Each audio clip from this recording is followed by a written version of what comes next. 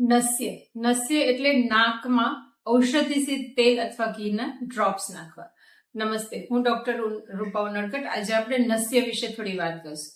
નસ્યને આયુર્વેદ દિનચર્યામાં પણ સમાવેશ કરેલો છે અને નસ્યને પંચકર્મમાં પણ સમાવેશ કરેલો છે. એટલે નસ્ય જે છે એ રૂટીન દિનચર્યામાં પણ કરવામાં આવતી પ્રક્રિયા છે અને નસ્ય એ શોધન અથવા તો ઉધ્વજત્રુગત ડિટોક્સિફિકેશન માટે પંચકર્મમાં પણ કરવામાં આવતું એક થેરાપી છે. તો નસ્ય આ રીતે બંને રીતે રૂટીનમાં પણ કરી શકાય છે અને એક પંચકર્મ થેરાપી એટલે કે તમારા કોઈ પણ રોગની ચિકિત્સા માટે પણ નસ્ય કરવામાં આવે છે. આયુર્વેદમાં કહ્યું છે નાસાહી શિરસો દ્વારા, એટલે કે નાક અથવા તો નાસિકા છે એ શિરનું દ્વાર છે. તો કઈ રીતે કે આ નાક અથવા તો નાસિકામાં જે કોઈ આપણે ઔષધિ તેલ અથવા તો ઘીના જે ડ્રોપ્સ નાખીએ છીએ એ ડાયરેક્ટ બ્રેઇનને મળે છે અથવા તો ડાયરેક્ટ બ્રેઇનની કોશિકાને પોષણ આપે છે અથવા તો શોધન કરે છે. એટલે કે શિરમાં થયેલા જે કોઈ વાતપિત્ત કફનું ઇમ્બેલેન્સ છે એને એ બેલેન્સ કરે છે.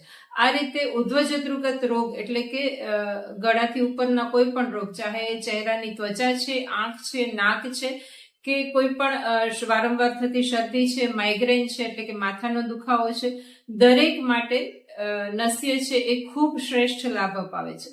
હવે નસ્યને આપણે પંચકર્મમાં પણ કહ્યું છે અને દિનચર્યામાં પણ કહ્યું છે. તો કઈ રીતે કે દિનચર્યા એટલે કે રૂટીન ડેઝમાં તમારે જ્યારે નસ્ય કરવું છે તો ગરમીમાં ગાયના ઘીના ટીપા અને ઠંડી અથવા તો ચોમાસામાં તલના તેલના ટીપા રૂટીનમાં ડેઇલીના બેઝ ઉપર બે ટીપા બંને નસકોરામાં એટલે કે બંને નાસિકામાં નાખવાની જે ક્રિયા છે એને આયુર્વેદ દિનચર્યામાં આ નસ્ય તરીકે લેવાય છે. અને જ્યારે નસ્યને પંચકર્મ તરીકે એટલે કે ઉધ્વજત્રુગત રોગોમાં જે કોઈ વાતપિત્ત કફનું ઇમ્બેલેન્સ છે અથવા તો વાતપિત્ત કફનું જ્યારે શોધન કરવું છે ત્યારે એ નસ્ય પંચકર્મ તરીકે આપણે રહીએ છીએ. અને એમાં જે છે એ બાહ્ય સ્નેહન સ્વેદન એટલે કે અભ્યંગ અને ઔષધિ ઉકાળાની વરાળ આપી અને પછી ઔષધિ સ્પેસિફિક એ રોગને લગતા તેલના જે કોઈ ટીપા છે એ બંને નાસિકામાં નાખવામાં આવે છે ત્યારે એ નસ્ય પંચકર્મમાં સામેલ થાય છે.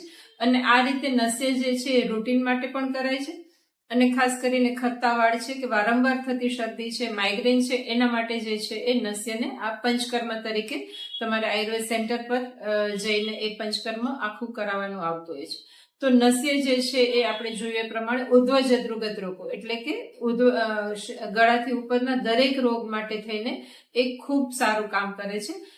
એની સાથે સાથે જ્ઞાનેન્દ્રિયને પોષણ પણ આપે છે. એટલે કે આંખ, નાક, ત્વચા, જીભ એ જે કોઈ જ્ઞાનેન્દ્રિય કહ્યું છે એને પણ પોષણ આપે છે. બ્રેઇનની કોશિકાને અથવા તો બ્રેઇન સેન્ટર્સને પણ સારું એવું પોષણ આપી અને મેમરી પાવર વધારવામાં એટલે કે જ્યારે મેમરી વીક છે અથવા તો સારી ઊંઘ નથી તો ઊંઘની ક્વોલિટી વધારવામાં પણ નસ્ય ખૂબ જ સારો ફાયદો આપે છે.